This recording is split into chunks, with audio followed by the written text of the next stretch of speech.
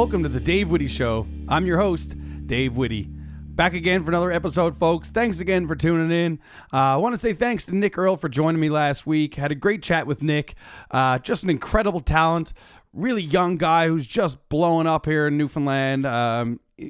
Crazy good songwriter, incredible guitar player, and just got the right attitude. I mean, if you don't know Nick by now, you definitely got to check him out. Check out his music, and there's lots of places all around town that you can go see him play nightly. And if you do get the chance to do that, by all means, go for it, because he puts off a great show and just an awesome cat. So thanks to Nick Earl again for joining me last week.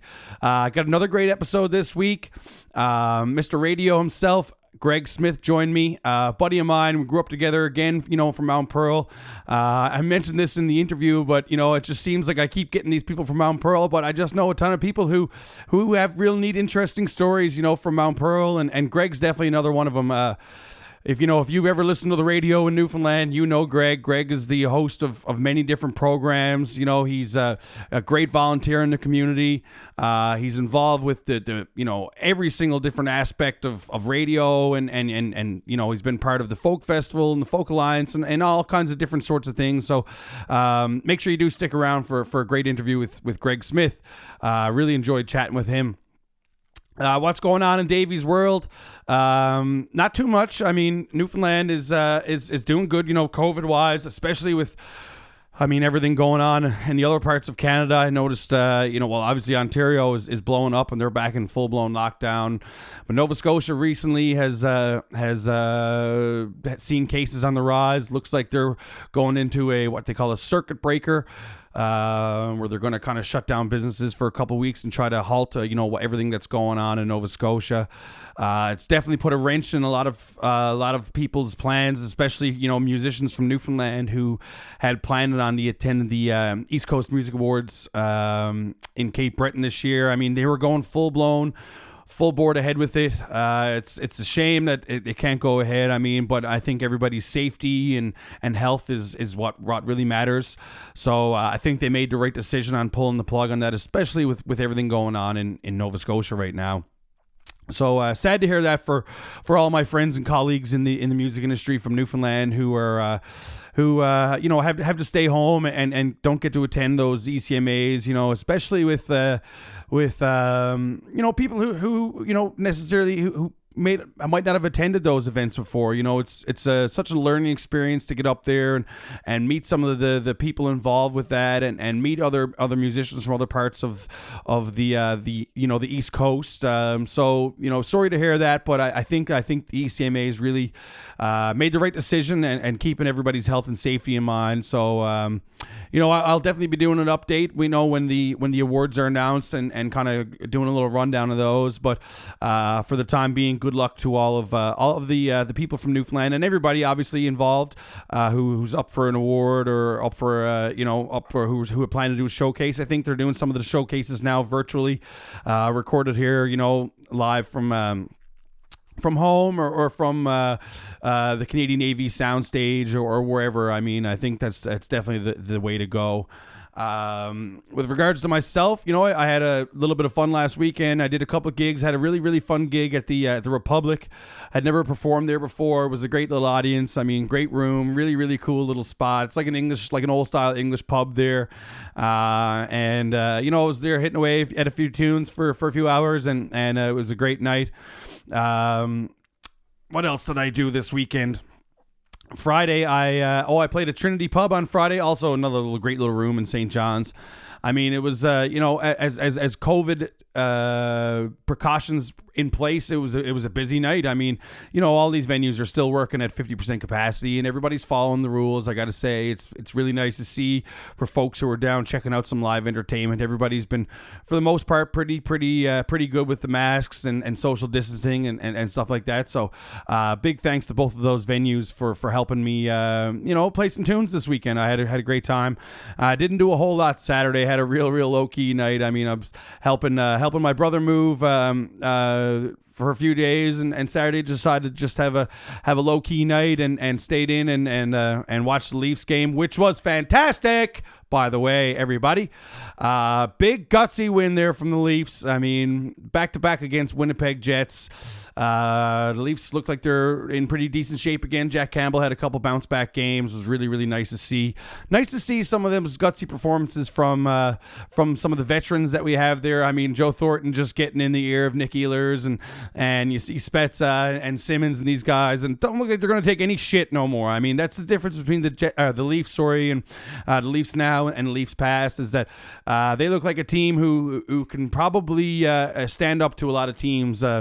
It would be interesting to have seen the Leafs kind of to face off against some tougher teams like the Boston Bruins and stuff throughout the year. But I mean, obviously with COVID, we're all just happy to have some sports on. So I think the Leafs are actually off for a couple days. I mean, when you're listening to this tomorrow for you and today for you, I mean, sorry, it'll be Wednesday, April 28th, and the Leafs are playing Montreal again.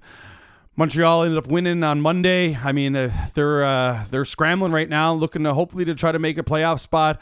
I'm really, really hoping that it's going to be a Leafs and Habs first round playoff, because, man, just what a treat that would be for any hockey fans, especially from Newfoundland. I mean, if you're not from Newfoundland, you don't understand how many folks from Newfoundland are either Leafs fans or Habs fans. Don't get me wrong, there's other fans for different teams here, but I mean, the Leafs and the Habs are definitely the number 1 and 2 there for sure. The Leafs having the St. John's Maple Leafs here for a number of years, it really had a lot of people going for the Leafs, and people are just Habs fans. I mean, it's the two closest teams to Newfoundland, and just a couple original 6 teams. So really, really hoping for a Leafs and Habs first round. I think that'll be such a laugh. Watching a little baseball as well. The Jays are doing pretty good. I mean we're about even right now. It's been an interesting year for baseball. The hitting's been down, the pitching's been up. The Jays are I think they're at about 500 right now. Some of these young guys are really, really fun to watch. Vladdy Guerrero Jr. and Bichette and just really, really Alejandro Kirk, the catcher, really, really fun to watch. It's going to be interesting to see when we get George Springer back. He's going to be a crucial part of this team, I think. And me, guys, just love digging into a bit of sports talk. So yeah, I mean, going to be another fun week of hockey and another fun week of baseball. What I got on the go this weekend, this Thursday, I'm actually playing at Golf Shots again in Mount Pearl. Great little spot to head in, guys, watch a bit of sports, and check out some live music. They got the golf simulators there, I've mentioned in my previous podcast, in behind Landwash Brewery in Mount Pearl. So if you're around Thursday night and looking for something to do, great little spot, lots of space there. It's really great social distance. So, I mean, come on out and hang out for a few tunes if you feel so inclined. Another fun announcement I got is I got a new band on the go, new project. We're called the Donnies. We're a folk band. It's myself, Robert Kelly, and Alex Cull. We're just on the heels of releasing a new single. The song's called My Only Friend. And we're playing this weekend, Friday and Saturday night at O'Reilly's. Going to be my first time playing at O'Reilly's with a band. I've done some solo gigs there, and I've done some gigs with Larry Foley over the years, but this is going to be my first one with a band, and it's our debut weekend. So, I mean, if you're out looking for some live music this weekend, come check us out.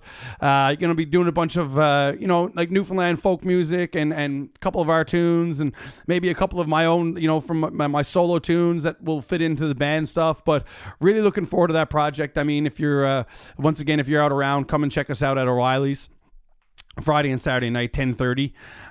Going to be a great fun weekend of music. Really, really looking forward to getting with the guys. I mean, since COVID has started, I've done one full band performance, Dave Whitty band. I mean, playing with anybody. Other than that, it's just been solo performances.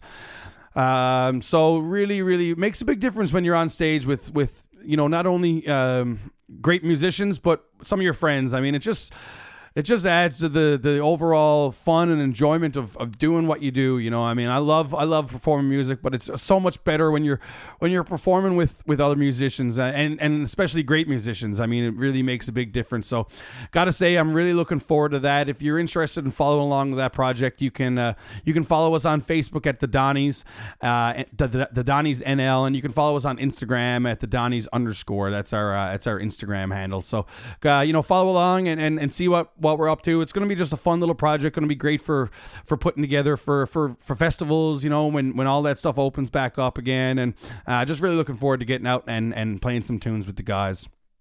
That's about it for me. Going to have a fun weekend, playing some music, and had a really great chat with Greg Smith here from VOCM and Stingray.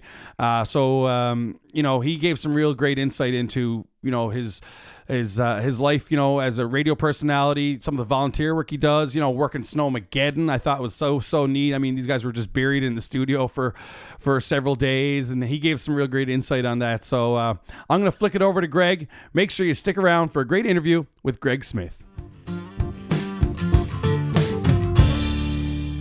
Ladies and gentlemen, the host of the VOCM Irish Newfoundland Show, Kixx Country Potluck, Homebrew on Bigland Labrador's FM, and host of VOCM Drive weekday afternoons, Mr. Greg Smith. Thanks, Greg, for coming in today. Really appreciate you jumping on and taking the time to have a chat with me. How you doing today, man? How's it going?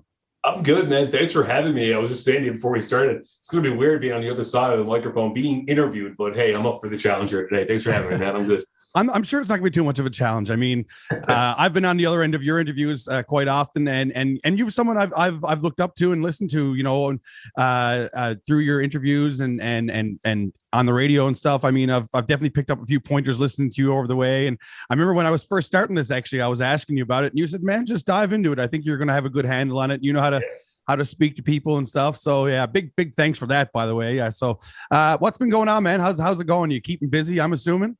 Yeah, it's been a very busy time, and it's never a complaint to be busy, really, I guess, especially in the times that we're living in. But yeah, work is always busy. I'm here 6 days a week, of course, as people know.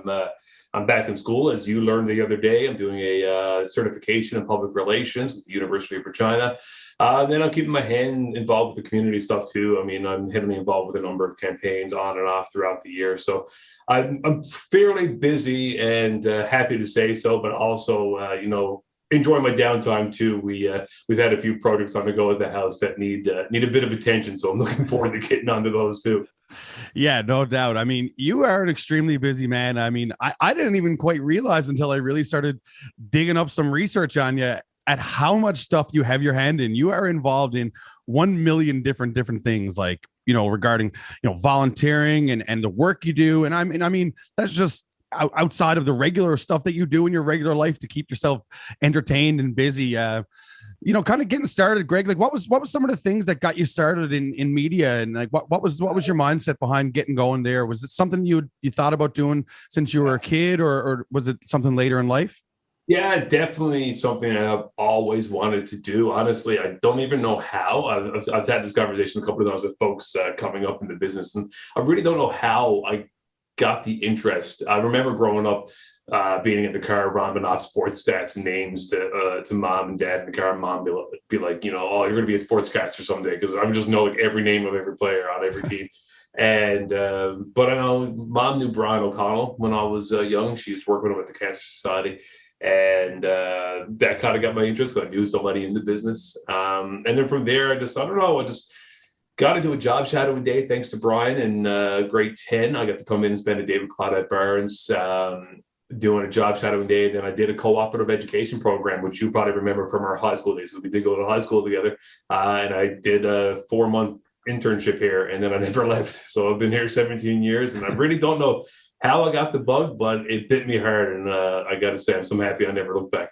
Yeah, and I think that goes with saying, I think everybody's pretty happy because you do a bang up job, and I mean you're really the voice of the province. One of the voices of the province right now. I mean, people hear you all the time.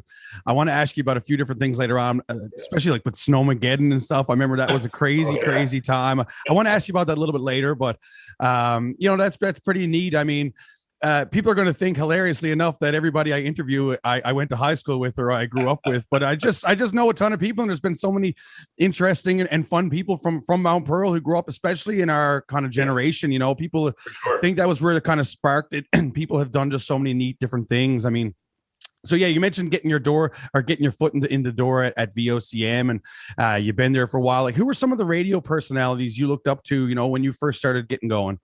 Well, it's funny enough, I got to work alongside of each and every one of them, really. Vince Gallant, Jerry Phelan, Claudette Barnes, Paul Raines, Brian O'Connell. Paul McGee, Ken Ash, both who are no longer with us. Big Tom, 9 years just the other day of his Yeah, passing. crazy. Still working alongside a number of them. Mike Campbell, for example, Brad Michaels, Patty Daly. I mean, you can't beat Patty, right? No, exactly. Gary Otter is my current boss. I mean, Vicky Foley calls him Patty Deadly. Oh yeah, there you go. But there's so many. I mean, I can go on and on and on with names, but Linus Wayne, Brian Medora. I mean, still names coming to mind here. But yeah, I mean, I looked up to each and every one of them, and I've learned unique things and different things from each and every one of them. Aiden Hibbs, for example. I mean, I took the show over from him on Saturday mornings. Mm-hmm. He was my boss for 6 years, and if it wasn't for him, I probably wouldn't have been on the year here in St. John's. I spent a bit of time in Marystown, came back and did a part-time gig here, which wasn't on air. It was producing Nightline with Patty when Patty first came here. And I was probably here 4 years before I even got on the air in St. John's, and it was because of Aiden for that. So then to take over the show from him, that was kind of like passing the torch, Yeah, and that's a big show. I mean, a lot of people tune into that show. I for one definitely do, and I mean, I also tune in on Sunday afternoons as well because it's the perfect rollout. You get your the Sunday morning fix, with the homebrew, and then you roll right into Greg. It's a great. It makes for a great Sunday, absolutely. Greg, I was going down through some of the stuff that you online, and I was just doing a little bit of a background check on you, and I noticed you've interviewed some like pretty big names, like some, not only just musical people, but sports figures and stuff. Can you name a couple of some of your favorites, some of the people that really stick out in your mind? Yeah, Ray Bourque sticks out in my mind. Wow. I seen that one, man. That must've been just what a treat, Yeah, it was great. He was coming here for a Easter Seals event, and I got the opportunity to talk to him about that. But then I took the opportunity to talk to him for another 15 minutes on top of that about his career, about winning that cup with Colorado at the end of his career. That sticks out. Musically, I did an hour-long special with Gordon Lightfoot there a couple of years ago. That was unreal to be able to talk about all the music that he's made over the years and how he was doing. Told a great story he did about how he was driving. I think, if I remember correctly, he was driving through a cemetery. Don't ask me why, but he was driving through a cemetery and he heard on a radio station in Ontario that he had died.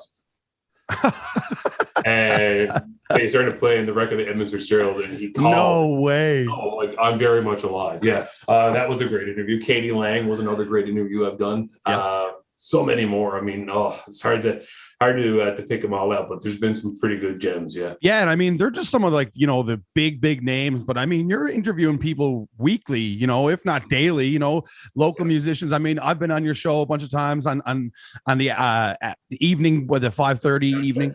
Yeah, sound check. I mean, I've been on that, and I've heard a ton of my musical counterparts and peers. Obviously, you're a big supporter of the local music. Can you talk a little bit about what that means to you, and having those people on and chatting with people like that? Yeah, I mean, it wasn't something I got into the business really looking to do, but I kind of over the years kind of fell into the local music scene. So when I was in Marystown, I actually did a localized version of Marystown of the Irish Newfoundland Show. And that's when I really started getting introduced. My first interview was with the legendary Ray Walsh, who passed away a couple of years ago. And then from there, I started building relationships with Chris Andrews of Shannigan Mark and a few of the folks. And then when I came back into St. John's, I started hosting a show called Homestyle, which was a similar show to the Irish Newfoundland Show, but it was on the network. So all of our VOCM stations outside of town, and it happened every Monday to Thursday evening from 6 to 8 p.m. And then from there, I started really getting to know artists, and we started doing like these live kitchen party shows, and they'd come in, they play a song or two, and it was just a great way. And then I just really fell in love with the scene, honestly, and getting to know the musicians, getting out and supporting it, and realizing how big it was. So the traditional scene itself, easy to promote because we had the shows based around it. The potluck show is a little bit different, right? We get to incorporate a bit of the country scene, a bit more folky, more than the trad. But then Soundcheck, I had that opportunity presented to me a couple of years ago.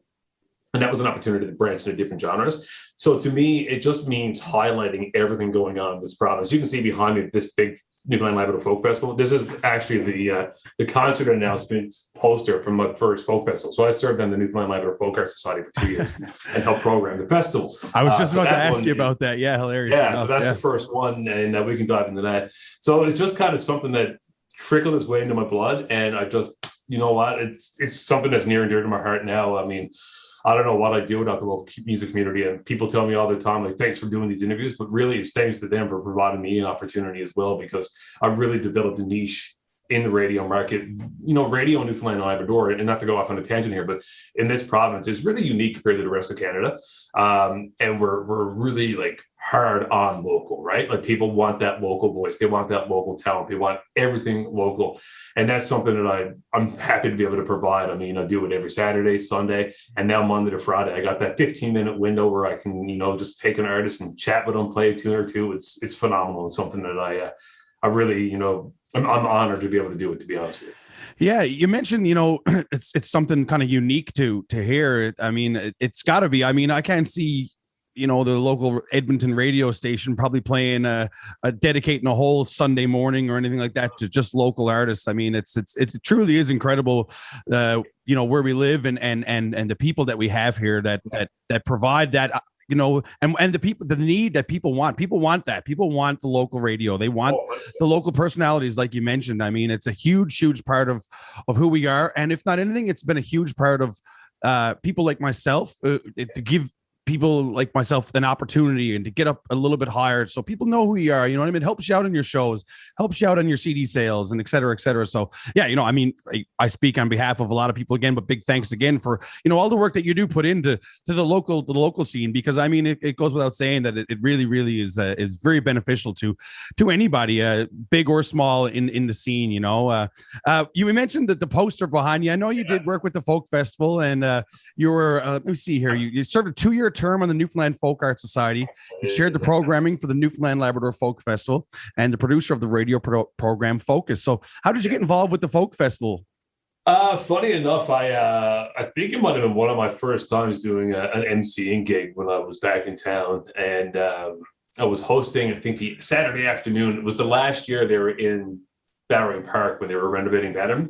And I met John Drover, and we were having a chat backstage. John was president at the time. And I was like, I'm looking for, a few volunteer opportunities now, like any possibility of doing the Folk Fest. He said, well, we have our AGM coming up. You can run and be on the board. And I was like, yeah, all right. Yeah, that sounds good. Something interesting to do. So, ran on the board, nominated through them, and, joined the board. Didn't really know what I was at. It's the first time I was ever on a board of any stature. Right. But they quickly, knew that with my background working the local music scene on air and a few things like that I would have been a good fit for the programming committee. So I teamed up with Brian Power. Brian is a local musician around, a promoter too, line up, all that stuff. People know Brian. And he became the artistic director. So we worked hand in hand on creating that first festival, which is the poster behind me. Brought Fred Penner through the province, Bruce Colburn, and some great memories there. And then, it's just, I don't know. I think that would have been really how my real love for the local scene started to grow even more, because I wasn't quite on the local radio music scene at that point. It was kind of behind the scenes, and from there, man, like those memories holding from those two festivals. The last one I did was the 40th anniversary. You can't see it, but there's a poster I got dry mounted up on the wall, and we did, I think it was like 98% local. There's 3 out of all those bands that entire weekend that weren't from here, and it was something I'm never going to forget, man. It was one of those weekends where it's one of the weekends. Folk Festival weekend always has a rainy day, right? It was. I was going to say, it always rains, man. Like, what is up with that? It's so cursed for the rain, yeah. Right, always. So you got your mittens on and stuff. But we had one night that was washed out. We moved it to a Monday. It was, oh man, it was wonderful. It was everything from Fortunate Ones to the Edda Sisters to the Ones to Dards, and it was this sunny 30-degree August night on a Monday in Bannerman Park, and I'll never forget it. But it. It's one of the best things I think I've ever did. I sadly had to come off the board. There was changes in my career. I was moving from a morning shift to a night show, and I just didn't have the time to be committed. So I got out of that. But I started continuing doing work with them for that Focus show that you mentioned, which was a seasonal radio show to promote the music and the arts. Once they announced the festival, we used to do like a half-hour radio program every Sunday on VOCM to promote the festival, Mm-hmm. Yeah, exactly. Did you find much of a change in kind of, emceeing as opposed to doing radio? Was there much of a transition there, or did it kind of just flow hand in hand?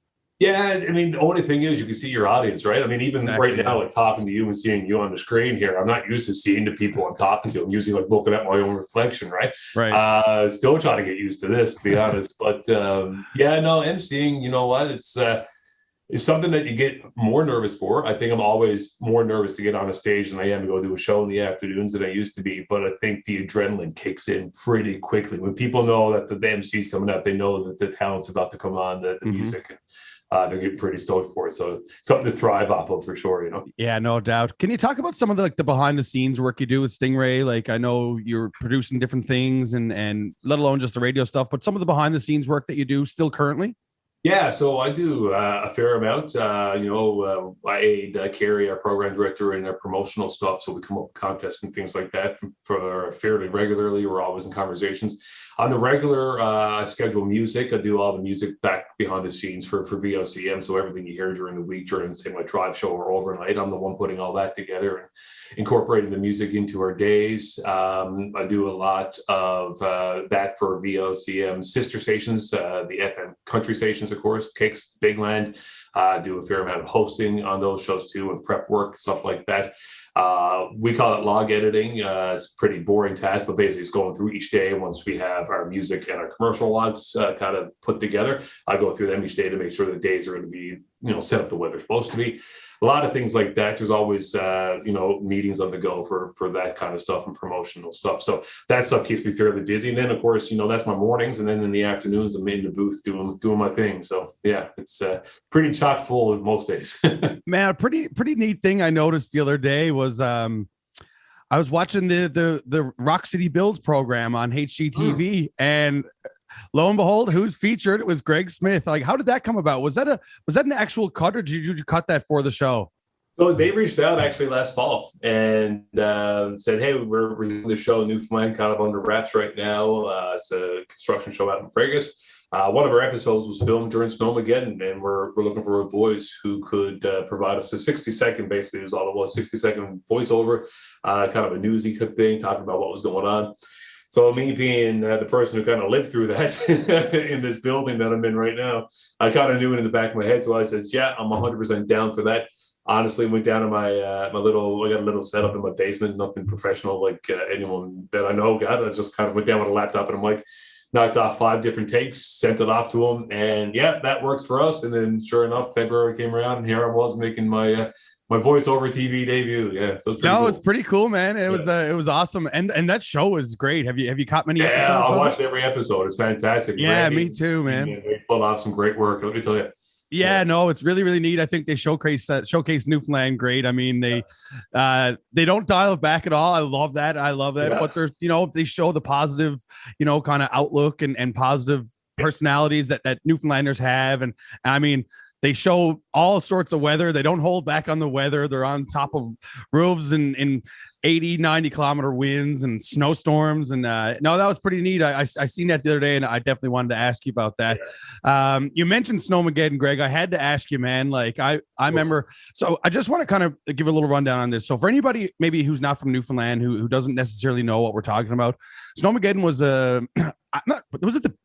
probably one of the biggest snowstorms on record, if not the biggest snowstorm on record, in Newfoundland, especially on the East Coast here, around the St. John's, the Avalon Peninsula. 2019, I believe, was 2019, and it was 2020, right? Sorry, that long ago. It seems like it, but it wasn't. Yeah, right. Yeah, because it was just before COVID, right? It was before COVID happened. Exactly. Yeah, and it was a monster snowstorm that essentially shut down the greater St. John's area here, especially for, I think it was 7 days or so. And you guys were stuck in the studio for pretty much that whole time. Can you talk a little about that experience and what that was like? Yeah, so that was something we weren't really prepared to be doing, was sleeping here for a couple of days. We kind of had a plan. I mean, when it comes to snowstorms here in radio, I mean, if you're not working, you're upset you're not working, because storm days is something we thrive off of. We love being here in storm days, kind of what we're kind of made for. But yeah, we had a plan. We knew it was coming that Friday, and we knew we had to get in that morning. So I typically come in 10 o'clock in the morning. Woke up that morning, saw the snow was starting to pick up. So I said to my wife, I was like, I'm going to go in now. It's 8 o'clock. I'm going to pitch in, help out a bit where I can. And then I knew when I went in that I wasn't going home that night, because I actually had plans to go stay at the Capitol Hotel down the road, because I had to work Saturday morning. So had to make sure you can get in easy. We knew it was going to be a big dumping of snow. So we usually prepare ourselves for that, right? But geez, by 11 o'clock came and saw the tweet and the notice come in from the city that they were calling a state of emergency. So I popped on down to the studio. Patty was on the air doing open line, and I said, showed him my phone, and he was talking to a caller, and he was like, put the headset on. So I went on the air with him and just announced that they were calling the state of emergency. And off the back of that, he actually got on the line with Danny Breen when Danny declared it and basically said, no one's going anywhere. Wherever you're to is where you're kind of staying to. I mean, they took plows off the road. It wasn't just, businesses shut down. They took the snow plows off the road. Everybody was you had to stay home. Like there was nobody out around. Yeah, it was crazy. Right, yeah, at that call, everyone go home, do whatever, stay where you're to. So yeah, from there, myself and Kerry Hodder got on the air, and we were on the air 11 a.m. up until almost midnight Friday night. Caught a couple hours sleep. Back on the air Saturday morning. I slept on a fake leather couch out in our lobby for those couple of hours. Found out 3 o'clock in the morning the heat turns off in the building. Got extremely cold out in the lobby. Woke up though to the sound that the clouds were actually getting back on the street. That's actually kind of what got me going. And Brian McDore heard the same thing, and he got up off his couch out in the kitchen. So we got on the air about 4 o'clock. Stayed on the air that night till 7 p.m. And then we were finally given permission at that time of the RNC to kind of go to the hotel. We weren't allowed to go anywhere else, just to the hotel down the road. And, so whatever staff was here, about 9 or 10 of us got to stay down there for the night. But we were back here on the air again 6:30, 7 o'clock Sunday morning. Finally got home at 4 o'clock. So that whole weekend, we were just on the air, taking calls from listeners, taking calls from government officials. I mean, broke the news on the military coming. Got Premier Ball on the air with me. We were chatting about what that meant for the province and for this portion of the province. I mean, it was something I'll never forget, honestly. I mean, it's a career highlight that I'll never forget, something that I'm happy to have been a part of. At the same time, I mean, wish I was home too. My wife and my dog were just by themselves for 3 days, stuck in the house. She was kind of manning the fort. The dog didn't want to go out and pee for 30 hours. She had to try to shoulder herself out. So there's downfalls to it. But that storm, man, we finally got home that Sunday. But it was all week, right? As you mentioned, we were in a state of emergency until the following Saturday morning. I don't think anybody was prepared for that. Everybody knew. We've all had snowstorms, man. We've all lived through it. We grew up on, this frozen rock out in the Atlantic. I mean, we know snow, we know weather, but I don't think anybody was prepared or had braced themselves for that to be shut down for 7 days or whatever. Yeah, and to realize that was like a precursor to what we went through after. I know. Yeah, it was like it was like the appetizer. Yeah, right. Exactly. And I mean, there's a couple of things that really stick out in my mind about Snowmageddon that kind of like highlighted, severe needs in our community. I mean, people weren't really as prepared as we typically would be for storms. I mean, everybody goes out and gets their storm kits and stuff the night before a big storm, but nobody was prepared for 5 or 6 days without having to go to the grocery store. So when they opened those on Tuesday, you saw the line up of people. It was all over grocery store parking lots waiting to get in. And that first weekend when everything shut down, Dave, like honestly, opened my eyes, man. The amount of calls we would get about like methadone treatment and stuff like that. Sticks in my mind. Like people were in desperate needs throughout that weekend, and I think a lot of good came out of it because we learned a lot of the hardships going on in our community. So kudos to the people who recognized that and jumped on board following such a wild time that we went through, but it led to some good, and it led to a lot of good neighboring too. I mean, people getting out and shoveling out and helping out. So there was a lot of stories that spawned from that Snowmageddon. But it was 7 days basically of just being stuck in the house with a couple of little reprieves here and there, and to be some of the first people on the streets after that happened. Like that Sunday driving home, we got to go on Facebook Live. Myself and Jeff Lewis from Hits FM, and we were driving around the city, driving home. And once we got to go ahead, like what a scene! It was amazing, unreal. Like I can't even describe driving down Kenmount Road and like where the new hotel is with Moxie's. You couldn't even see the front of the hotel. It was just I was like, wow. Anyway, images I'll never forget. Yeah, no, you're right, man. You're right, and you nailed it. It was one thing that certainly brought the community together. I think through good and through bad, like you mentioned, and I don't think maybe a lot of people noticed that bad stuff, but I don't want to say bad stuff, but difficult stuff and challenging stuff that people face. But it definitely brought the community together as well. And I got, for example, like I met half of my neighbors during that snowstorm that I had not met before because we were all stuck on the same street. We're all out shoveling the same road. You know what I mean? It was really interesting time. And like you say, it was like a kind of a precursor to what was coming with COVID. I mean, especially with the lockdowns and stuff like that. But just a crazy time. And I remember listening to you guys on the radio thinking like, Jesus, are these guys getting any sleep or what? Because you mentioned, over 12, 15 hours some days just on the air. And I'm sure you get a little break here and there, but just crazy stuff. Yeah, no, crazy insight. Greg, I know you're crazy big into volunteering, man. You're a big volunteer. You're in a lot of different programs and stuff. You're a telethon host for the Janeway Children's Hospital Foundation, which is massive. I want to talk about that pretty much exclusively here, but I mean, I know you've been an executive committee member of the Leukemia and Lymphoma Society of Canada, director of sponsorship for the Easter Seals Dodgeball League. That's pretty neat. I know a couple of friends who are involved in that as well. Committee member for the Kidney Foundation of Canada and board of directors for Newfoundland Labrador Folk Arts Society, and also the marketing communications director for the Frosty Festival. A lot of stuff going on there, a lot of stuff to unfold. Yeah. I mean, you're huge in volunteer work. Can you talk about some of the volunteer work that you do and what it kind of means to you and the community? And if you can emphasize a little bit on the Janeway Telethon, because that's a huge thing that really goes on here in the province, and it's a great help for the kids. Yeah, volunteering to me, I feel like I'm in a position that I can bring awareness to a lot of different organizations. I don't take for granted the position I find myself in the business I'm in. I feel like it's kind of not like a duty, I guess, that kind of seems like it's forced upon, but it's kind of like a calling to be able to give back to the community. I've been recognized a number of times through organizations, through the volunteering that I do, and it's not about the recognition. We just finished up Volunteer Week last week. And I was an honorary co-chair just last year of a volunteer week. And, to hear the stories of people who give their time again and again and again, the power of many. And actually the theme from last week, I just kind of stole part of it, but it's the value of one, the power of many. It speaks to what Newfoundlanders and Labradorians are. I kind of grew up in a family of people who always, gave to others and volunteered their time. And, I've had a lot of good fortune in my life. I mean, everybody has their struggles, everybody has their good fortunes, but, I just feel like I should give back. I mean, I'm in that position to do that too, whether it's giving airtime, whether it's going out and hosting an event or jumping on a board. I mean, the media business itself is not just for me being on air and radio. I got the social media presence too and stuff like that, so I can share and promote things. So, I feel like it's something that I was kind of called towards doing because I had that opportunity to do it. And it's just something that I love doing, honestly. I love getting out and meeting people. I'm a social guy. I mean, I can't sit still. You see me fidgeting around here now while we're talking. My wife tells me all the time I fidget too much. But but it's just something I like doing. I like getting out in the community, it's just part of who I am. I just like giving back and doing that. And there's so many great organizations. Some of them, you mentioned an awful lot there, but I also do some stuff for the Eating Disorder Foundation.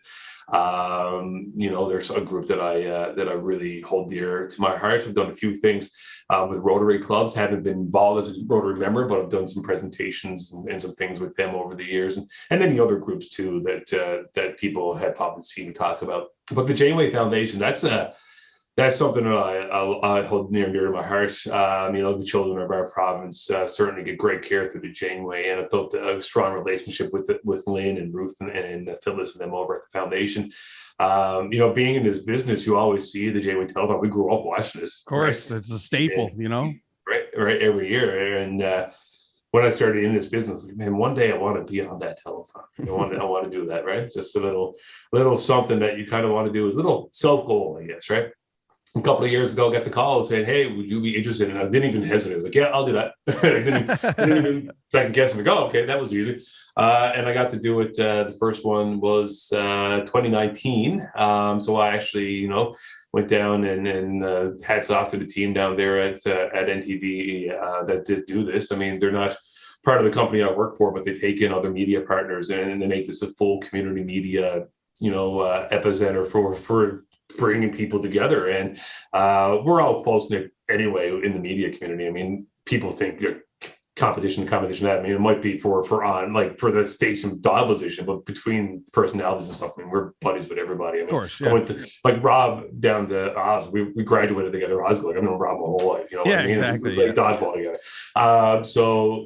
But to get down there and to do that, the Janeway Foundation It's a wonderful organization. But the telethon itself is cool because the first year I did it, I'd never been on TV before. I had no idea what was going on. All I knew was that I had to go and be down at the first day. I did both days. So the first day I was down to go down to NTV Studio 107. So what's Studio 107? I just know there's NTV on Weekday Road, you know. And anyway, I figured it out, and they put an earpiece, and I'm used to wearing headphones, but in the earpiece, you're hearing everything, like while you're on and while you're off, and while you're on, they're telling you, like, all right, you need to go to this person, you need to go to that person. So that was a bit of adjustment, but I really enjoyed learning that experience. So when they asked me to come back the second year, it was no hesitation on my part, and it's just a bit of fun because you get to see so much throughout those telethons. That you get to see the people who are doing good in the community, but you also get to hear those heartwarming stories of these kids who are going through such difficult times. And as difficult of the times that they're going through, they're some of the most strongest people you'll ever meet. And those stories are the ones that really stick with you, you know. And yeah, the telethon is something that I'm very happy to be involved with. And I think they've already announced the dates for this year, June 4th and 5th or 5th and 6th, something like that. So anybody watching this, make sure you mark that down and get those checkbooks open and make a donation when that comes around. Yeah, no, absolutely. You nailed it there, Greg. I mean, it's a big part of our community. And I mean, it's all for the kids, you know, sick kids. And it's just a really incredible thing that you guys pull off, and kudos to y'all. Another thing that you do is I notice the producer, sorry, let me find it here. We got it here. The producer for the VOCM Cares Foundation Happy Tree concert as well. Mm-hmm. Can you talk a little bit about that and what that does for the community? Yeah, so the VOCM Happy Tree campaign has been on for over 40 years, I believe, if memory serves. And basically what that is, that's a partnership with the Salvation Army and the Avalon Mall here in town, but across the province with the Salvation Army. So we set up what we call the Happy Tree. So here in St. John's, we have the Happy Tree in the mall. People all know and love and take pictures of and make fun of, all that good stuff. Well, he's the most unhappy happy tree of all time. Yeah, sometimes, yeah. He sleeps a lot, right? Yeah, but the sleepy happy tree. Yeah, collects toys for children and young adults, 16 and infant to age 16, and then we collect toys and gifts for them. So everybody has a Christmas that they deserve, right? Christmas is a big part of many, and not even just Christmas, any other holiday too. We celebrate a lot around this province, and basically that's what it does. It promotes the fact that not everybody is in a position to go buy a dozen gifts for a child, or they're on hard times. COVID really brought that out, I think, showing the hardships a lot of people felt. But Happy Tree certainly is for that, and bringing that to light and helping families in need over the holidays. But the Happy Tree concert itself is something that has been on the go for almost as long as the Happy Tree. I think Bud Davidge told me once before he played the first one. It was back in the early 80s, maybe late 70s, and it was out in central Newfoundland. It used to be like 4 or 5 nights a week, and you get like Simon and A. Frank Willis and Dick Nolan and all these people on stage. So the last couple of years, I've taken over. Sean Basha did it for the years that I've been back in town since 2010. But I took it over the last couple of years and kind of put together a show that's featuring the local talent of today. The first one we did at the Arts and Culture Center, at the Holy Heart Theater, sorry. And we brought in people on stage, and we had a great night of it. Just bringing local music to people who want to, come out and see a live show Christmas time. Now, as we know, that the market is fairly heavy with Christmas shows the last number of years. The Happy Tree concert has kind of felt the effects of that, to be quite honest. So this past year, to be able to do it in a virtual setting was probably the best thing that could have happened to us, to be honest. Weren't planning on doing a show. We kind of wrote it off, saying we weren't going to get it off the ground. But then it was mid-November, I think. I was like, we can probably pull this off. I've talked to a few people who've done virtual shows. So thanks to Brad Tuck, who you know well, he helped me produce it. We just put a call out to musicians saying, hey, if you can record a song or two in your home, send it over our way. We're going to put the show together. We called it Happy at Home. And then we incorporated that aspect of charity. We heard from the Salvation Army and the Avalon Mall, and all of our personalities got involved. And it was like almost 2 hour show online. It was just phenomenal. It just means another opportunity for me to promote the local talent while also bringing the need of the Happy Tree to the limelight. And I got to say, it's definitely a highlight the last couple of years, Christmas time, because I think everyone says they have their own traditions for kicking off Christmas. Around VOCM, we have like 4 or 5, right? Like we have Donald Carol, we have the Happy Tree concert, we have our countdown to Christmas that come on every hour. All those things are kind of like signs of Christmas. People probably know the Get Force or It Feels Like Christmas segments that come on. People love hearing those. So it just means it's another sign of Christmas, and it certainly helps bring that feeling of, yeah, Christmas is here finally. And Happy Tree concert, just, not only getting to see live music again and seeing it in that aspect last year virtually, but also, helping the community. And VOCM Cares has been doing that for many, many years through many different things. And the Happy Tree has been one of the major ones.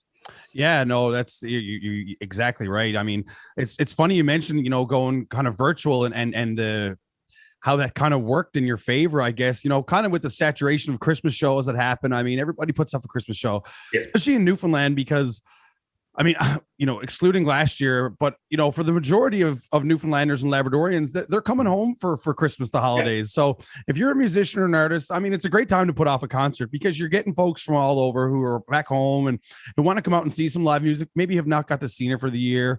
Greg, what's COVID been like for you guys, like at the station and you personally, like, how has it changed? Like, the things you do daily or, like some of the programming you do and what is the kind of the downfall been to that?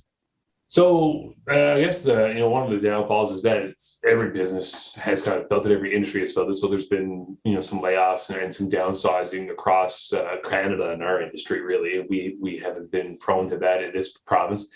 It's changed our dynamic because you're kind of always talking about it in a way, not always, but kinda. It's always there. People always sitting there, exactly. Yeah, right. It's always there, and you got to kind of balance it. I mean, you want to make sure people are informed, but you also want to give them that break, right? That's one thing I like about doing Saturday mornings. Kind of is that bit of a levity to the week. That all right, we've had COVID all week. We've been talking about the heavy news of the week because, as we both know, and as everyone listening probably knows, the news cycle hasn't stopped since COVID. I mean, there's been so much on top of COVID that people have been talking about. So every week has kind of like dragged on for a lot of people. So it's kind of balancing act, right? Doing the news and giving them a bit of a break. Around here, it hasn't changed a whole lot outside of the structure of the building. We don't have our salespeople in the building. They all work from home. Most of our departments, accounting, commercial department, they're all working from home. Any given day, there's maybe 10, 11 people in this building.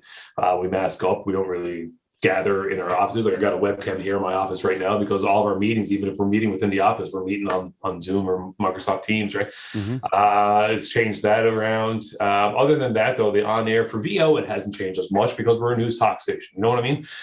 So that's our thing, our go-to. But personally, it's changed a few things. I mean, I'm used to being out and being social and active. Let's be real. Not being able to get out and do things kind of keeps you trapped in the house, but I've also taken that as an opportunity to go back to school and to do a bit of an upgrade on education, do that public relations certification program, which I'll be done with in December. So it's kind of helped me, do that. Never thought I'd go back to school, but I noticed the opportunity, I think, with things changing around and wanting to learn more and to be, a bit more educated in this field. Public relations is something that's really heavy in the news anyway. I mean, it's good to have that knowledge, right? And I did do a media program on radio, but most of that was basically hosting an online radio show. And that was basically my training, right? So yeah, for me, it's kind of changed that.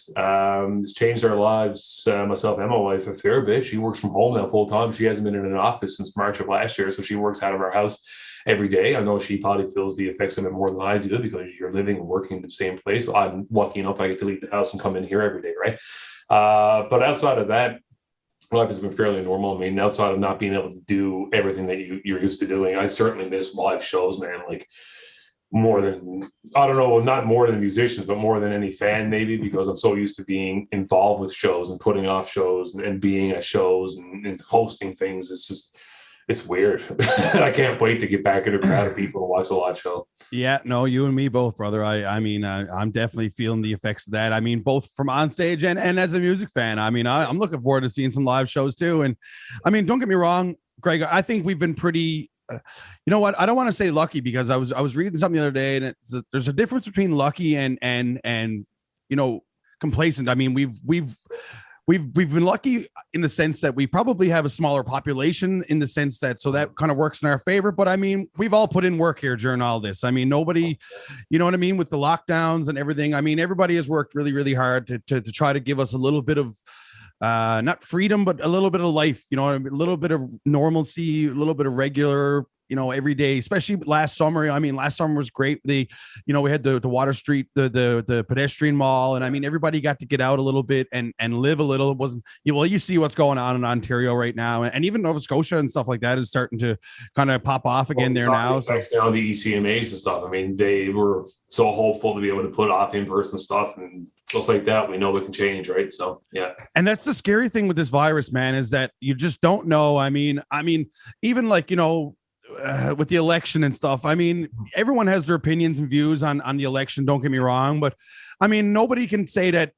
anybody knew that what was going to happen was going to happen. If nobody knew that there was going to be an explosion of this. Anything. I mean, as much as things have popped up and kind of surprising, it's not as surprising because everything is kind of up in the air anyway. And I think we need to be prepared for the surprises like that, you know? And yeah, 100%. We agree that like just around here, we joke sometimes, but like, when something happens in the news, we're like, man, like, can anything else happen? Like, well, yeah, something is going to happen because it's just the way it is now, right? Like, I mean, we can't be surprised by any of it.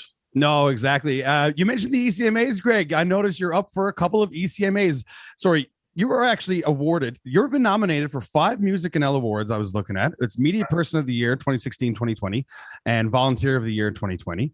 And you've also been a 3-time nominee for the ECMAs, back to back 3 times, 2019, 2020, and 2021 for Media Person of the Year. I mean, I guess you'll probably find out what will happen with that now, I guess, because it's all gone virtual, all right? I mean, I was talking to Nick Earl the other night at Greensleeves after my gig. I was doing a solo gig, and he was playing right after me, and he was kind of just telling me then, and this is before they kind of started to, the cases started to kind of explode in Nova Scotia, that they were pulling back on it. You know what I mean? The quarantining and stuff was still in place, because originally when they had done that, they had said that the bubble would probably have been open by then. So yeah, it would have been open. It was supposed to open April 19th, and then it was pushed May 3rd, and now I guess it's gonna be pushed even further. But yeah, I mean, they've moved it all virtually, so I guess we'll find out online. I know.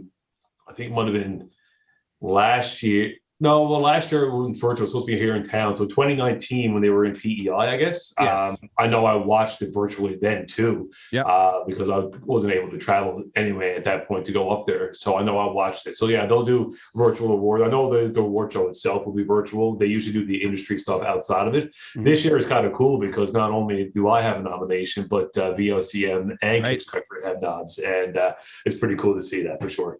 Yeah, no, absolutely. That is really, really neat. So, you know, best of luck with you with that. I know you work really hard, Greg. So I think you definitely deserve it, man. I think you're a really great voice for this province.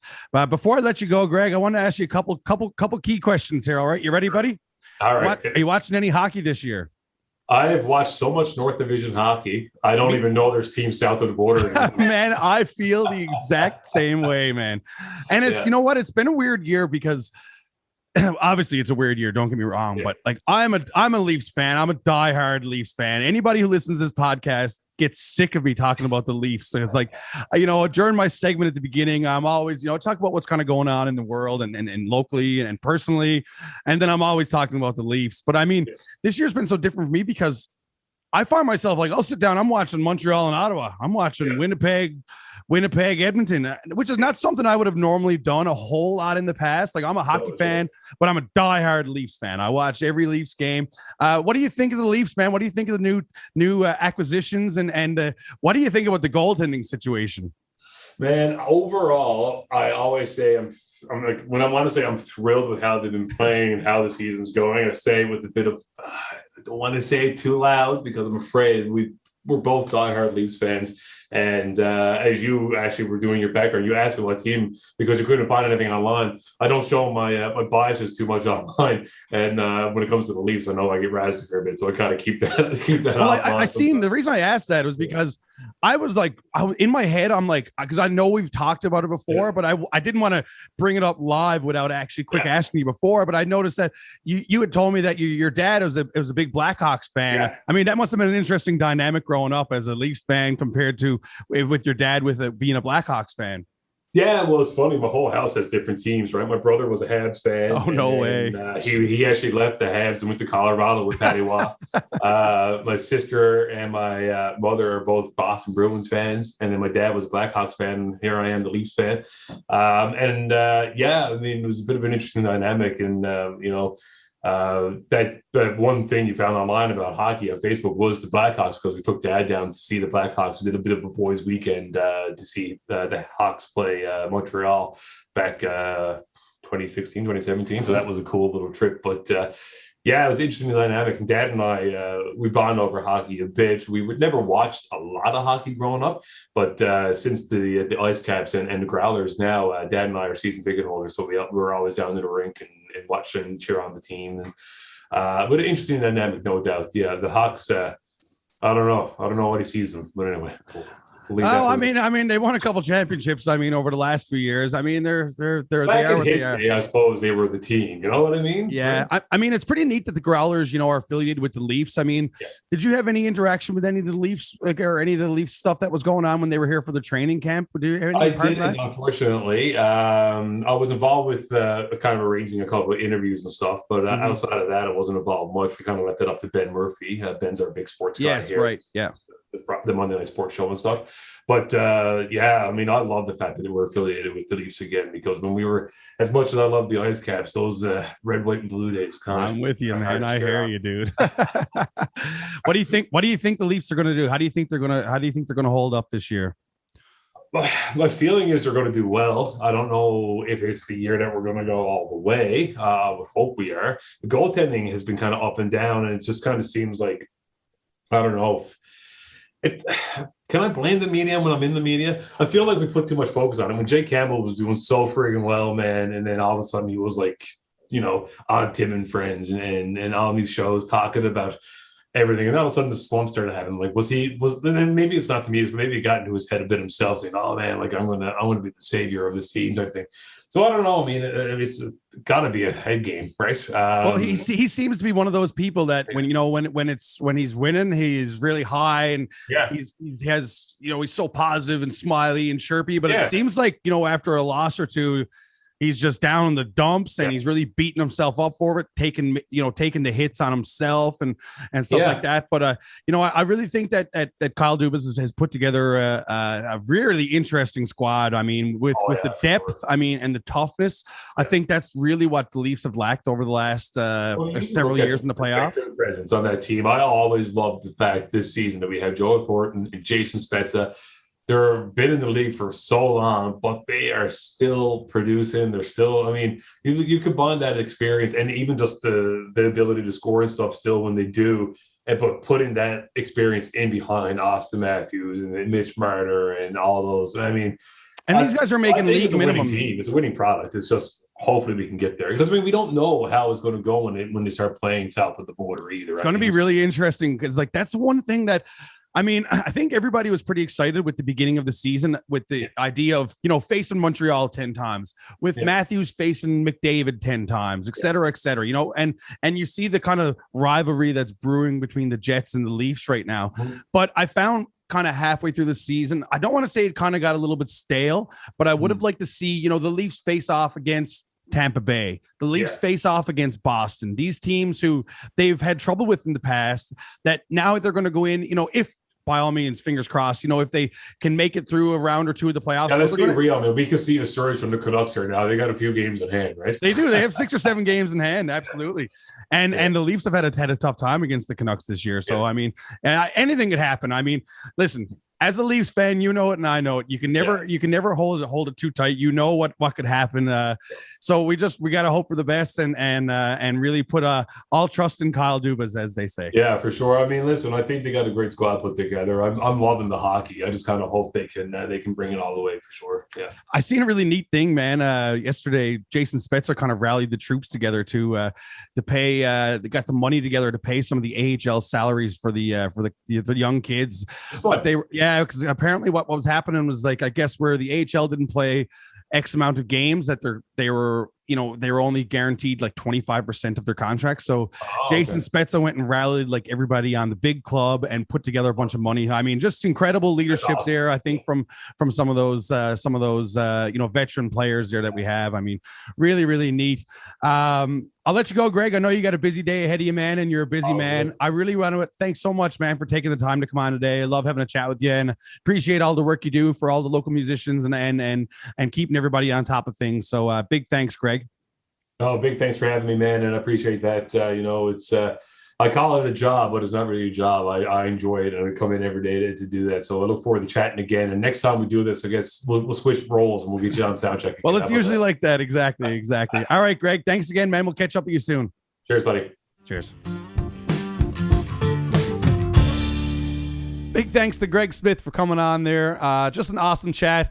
I mean, really great to see and hear Greg, kind of chatting behind the scenes about everything he does day to day, all of his endeavors that he's into, the volunteer work. I mean, he's incredible. He's really, really great guy. He does so much work for the community. He's so involved with the community.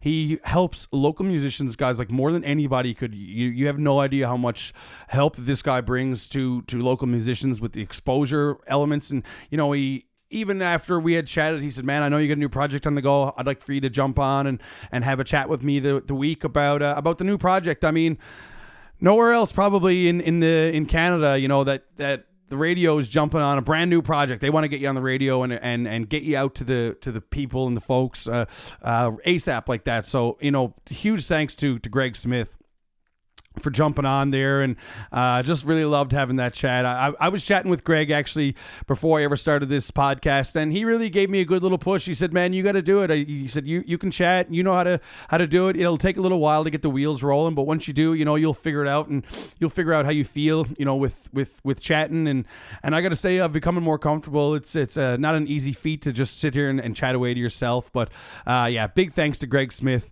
That about does it for me, guys. Once again, you can catch me this weekend with the new band, the Donnies. We're at O'Reilly's Friday and Saturday night. Really looking forward to that. Big thanks to Brenda O'Reilly for having us on. And going to be a great weekend. Super, super fun. And if you're out around town and looking for some live music, come and check us out. Once again, guys, that does it for me. My name is Dave Whitty. Thanks for tuning into the Dave Whitty Show. Make sure you follow me on all my social media at Dave Whitty for the most part. And make sure you like and subscribe my YouTube channel. I really appreciate all the support I've gotten so far and having a lot of fun pumping out the podcast. Still looking for a sponsor. Somebody wants to pay me some X amount of money to give you some sponsor reads, and just even something small, guys. You got a little project or a little band or a little business, and you want some free promo. I'm averaging pretty good numbers on these podcasts. So really looking to broaden my horizons with the podcast. So thanks everybody again for tuning in. Thanks to Greg Smith for coming on the podcast, and we'll catch you soon. Peace.